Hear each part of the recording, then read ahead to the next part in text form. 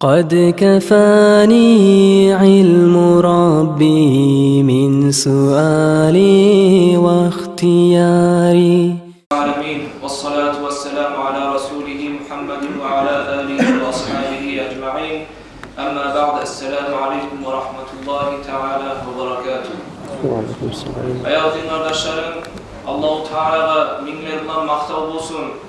Bizim yesimiz Allah-u Teala'nın bir etegen etip, Peygamberimiz sallallahu aleyhi ve sellem'in hal etegen Müslümanlardan etken sayalığa Allah-u Teala'ga maktallar olsun. Allah-u Teala kabul etsin bu sivri Racab ayda, Şaban ayda tutkan orazalarımızını, etken sadakalarımızını, bu etken barda yakşı anmalarımızını Allah-u Teala kabul etsin kardeşler. Bu üstümüzge gelegen Ramazan ayda esen aman, sağ salamat yetişip, orazalarını tutup, taravih namazlarını kılıp, ibadatlarını ötkürmege Allah-u Teala barımızga da nasip etsin kardeşler.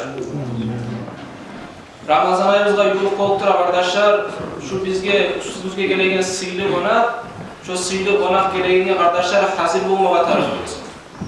Şu sıylı aydan Allah-u Teala bizge bir rahmet etip bergen kardeşler. Şu sebebe Allah-u Teala'nın rahmusun, Allah-u Teala'nın yazıksınmalığın geçmekliğini umut etip, bu nasihatın tavba etmenin hakkından olacak kardeşler. Allah-u Teala, yesimiz Allah-u Teala ozu bizge bildirgen, biz tavba etsek bizim barda günahlarımızdan geçecek mannebaytı, Allah-u Teala ozu bildirgen. Kur'an'da yesimiz Allah-u Teala'ya "A'udhu billahi mineşşeytanirracim. قُلْ يَا عِبَادِيَ الَّذ۪ينَ أَسْرَفُوا عَلَى أَنفُسِهِمْ لَا تَقْنَطُوا مِنْ رَحْمَةِ اللّٰهِ إِنَّ اللّٰهَ يَغْفِرُ الذُّنُوبَ جَمِيعًا إِنَّهُ هُوَ الْغَفُورُ الرَّحِيمُ صَدَقَ اللّٰهُ الْعَظِيمُ.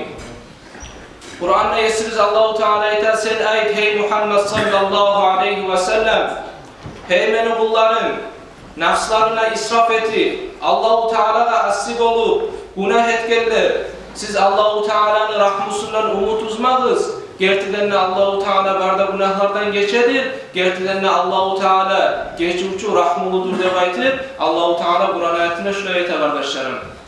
Şu Kur'an ayette kardeşler bizge kopulu suyunç var. Allah-u Teala bizge innallaha yaghfiru zunuba cemi'a deyip ayettir.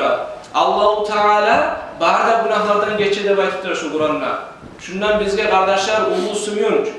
Hasokta ayrıca şu sıylı aylarda, Racab ay, Şaban ay, Ramazan ayda, şu sıylı geçelerde, Barat geçe bolup, Mi'raç geçe bolup, Kadir geçe bolup, şu sıylı güllerde Allah-u Teala'nın rahmusu ayrıca bizge açılgan kardeşlerim. Şu sebebe tavbalar etmeye gazeteyik şu sıylı aylarda.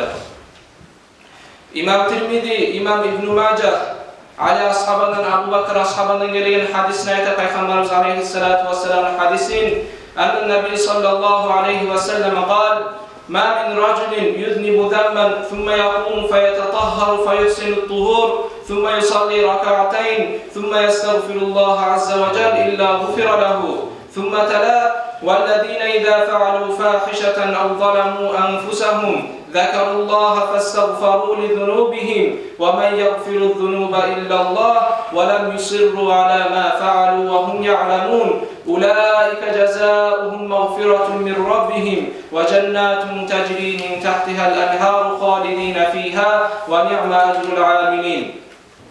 Peygamberimiz aleyhissalatu vesselam hadisinde ayetken kardeşler, bir adam günahka düşse de bayta, sonra bayta şu adam toluk uyunne tazalıkta etip, toluk uyunne namazda cunup, iki raka namazda kılıp, Allah-u Teala'ga yalvarıp, Allah-u Teala'ga sığınıp tavba etse, Allah-u Teala şu adamın tavbalarını kabul edecek de baytı değil. Son Peygamberimiz aleyhissalatu vesselam Kur'an ayetini okudu de bayta.